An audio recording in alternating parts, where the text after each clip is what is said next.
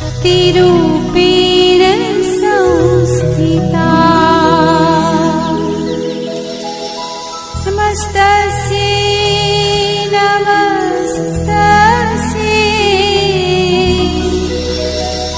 नमस्तस्यै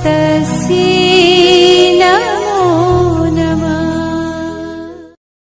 हिंदी पाठ 4 उठो धरा के अमर सपूतो। धरा एटले धरती, धरतीना अमर सपूतो हवे उठो। सौप्रथम तो काव्य जे छे एनी प्रास्ताविक माहिती मेळवीए के द्वारिका प्रसाद माहेश्वरी नो जन्म जे छे ए 1 सितंबर 1916 को रोहता आगरा उत्तर प्रदेश में हुआ था। कि द्वारिका प्रसाद जे छे माहेश्वरी एमनो जन्म 1 डिसेम्बरना रोज 1916 में रोहताना आगराना उत्तर प्रदेश में थयो हतो। 29 अगस्त 1998 में उनकी मृत्यु हुई। के 29 अगस्त 1998 में तेमनुं शुं थयुं तो के मृत्यु थयुं। उनके 6 काव्य संग्रह और 2 काव्य खंड, 26 बाल साहित्य, 3 कहानी संग्रह तथा अन्य साहित्य भी प्रकाशित है। कि तेमना जे छे 6 काव्य संग्रह, 2 काव्य खंड, 26 बाल साहित्य, 3 कहानी नो संग्रह तथा अन्य साहित्य जे छे ए पण प्रकाशित करवामां आव्यो छे। इतना ऊंचा उठो, उठो धरा के अमर सपूतो, कौन सिखाता है चिड़िया को, चांदा मामा आ, पुनः नया निर्माण करो, माँ यह वसंत ऋतु, हम सब सुमन एक उपवन के, इनकी प्रसिद्ध कृतियाँ है। कि आ बधी जे छे ये एमनी खूब ज प्रसिद्ध कृतियों छे। प्रस्तुत काव्य में प्रकृति के तत्वों से प्रेरणा लेकर अपने ज्ञान का उपयोग कर देश के सपूतों को नवनिर्माण करने का संदेश दिया। कि प्रस्तुत काव्यनी अंदर जे प्रकृतिना तत्वों जे छे एमांथी प्रेरणा लई अने ज्ञाननो उपयोग करी अने देशना जे वीर सपूतो जे छे एनुं नवनिर्माण थई शके एना माटे आ संदेशो छे ए काव्य पंक्ति उपरथी प्राप्त थाय छे। उठो धरा के अमर सपूतो, पुनः नया निर्माण करो।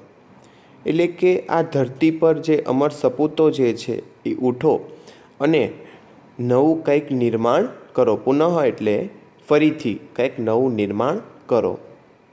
जन जन के जीवन में फिर से नव स्फूर्ति नव प्राण करो। कि दरेकना जीवननी अंदर नवी स्फूर्ति आवे एवं एनामां प्राण भरो। नई प्रात है एटले कि नवी सवार छे, नई बात है नवी वातो छे, नई किरण है के सूर्यना नवा किरणों छे, ज्योति नथी, ज्योति नहीं एटले के ज्योति जे छे ए पण नवी छे। नई उमंगे नवी उमंगो पण छे, नई तरंगे अने तरंगो जे छे पवनना ए पण नवा छे। नई आस है सास नहीं अने नवा श्वासथी ज नवा आसथी ज आ अमर सपूतो कंईक नवुं निर्माण फरीथी करो। युग युग के मुरझे सुमोने में नई नई मुस्कान भरो। कि युग युग एटले के बहु पहेलाना जे करमाई गयेला जे सुमनो जे होय छे एमां नवी नवी कंईक मुस्कान भरो कि जेथी करीने ए आगळ वधी शके। उठो धरा के अमर सपूतो, पुनः नया निर्माण करो। के आ धरानी एटले के धरती उपर रहेला जे अमर सपूतो जे छे ए उठो अने फरीथी कंईक एवुं निर्माण करो। डाळ डाळ पर बेट विहग कूच, विहग एटले पक्षी। के दरेक डाळ उपर पक्षीओ बैठा छे, नए स्वरों में गाते हैं। कि जेवा पक्षी एवो एनो अवाज। कि कंईक नवा नवा स्वरों में गाय छे। गुन गुन गुन गुन करते भारे मस्त उधर मडराटे है। કે ઝીણો ઝીણો અવાજ ગુનગુન કરે છે અને મસ્ત મસ્ત મંડરાતે એટલે જેની પાંખ જે છે એનાથી હલનચલન, એટલે કે શું કહે છે કે યુગ જે છે કે બહુ પહેલાંના જે છે એની અંદર એવા લોકોની અંદર નવી મુસ્કાન ભરો કે જે સપૂતો જે છે કે એનામાં ફરીથી નવું નિર્માણ કરો. પરંતુ જે આ ડાળી પર પક્ષીઓ બેઠા છે એ નવા નવા ગીતો ગાય છે. કે કેવા? તો કે ગુનગુન કરતે ભારે, કે ભાઈ ધીમે ધીમે અવાજ કરતા આ પક્ષીઓ ગીત ગાય છે અને કેવા મસ્ત ઉડે છે. એના જેવા આજે અમર સપૂતો જે છે એના જેવાનું નિર્માણ કરો. નવયુગ કી નૂતન વીણા में નયા રાગ નવગાન ભરો, કે નવયુગ જે છે એની નૂતન વીણા એટલે તમને બધાને ખબર છે કે એક નવો રાગ પણ એમાંથી થઈ શકે, કે વીણા જે હોય એમાંથી ઘણા રાગ પણ નીકળી શકે. અને નવગાન ભરો, કે નવા એમની અંદર જે છે એ ગાઈ શકે એવા જ્ઞાન ભરવાનું છે. ઉઠો ધરા કે અમર સપૂતો પુનઃ નયા નિર્માણ કરો, કે આ ધરતી ઉપર જે સપૂતો જે છે એને એમ કહે છે કે ઉઠો અને હવે ફરીથી કંઈક એવું નવું નિર્માણ કરો કે જેથી દેશ જે છે એ બહુ આગળ વધી શકે. કલી કલી ખીલ રહી હે ઉધર, કલી એટલે કે ફૂલની જે ડાળી હોય છે એ એક બાજુ બીજી બાજુ ધીમે ધીમે ખીલી રહી છે. વહ ફૂલ મુસ્કરાયા હૈ, કે દરેક જગ્યાએ જો ફૂલની પાંખડીઓ છે એ ખીલે એટલે એ ફૂલ જે છે એ કોના જેવું લાગશે? તો કે ફૂલ જે છે એ હસતું હોય એના જેવું લાગશે.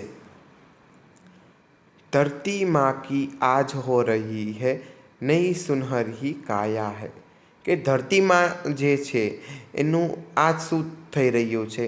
તો કે આજ જે છે એ નવી કાયા છે. એટલે કે નવયુગની અંદર નૂતન વીણા જે છે એમાં નવા રાગ ભરો અને તેમની સાથે નવા જ્ઞાન પણ ભરો. આ ધરા પર રહેલા અમર સપૂતોને પુનઃ નયા નિર્માણ કરો, કે ફરીથી તેમનું નવું નિર્માણ કરવાનું કહ્યું છે.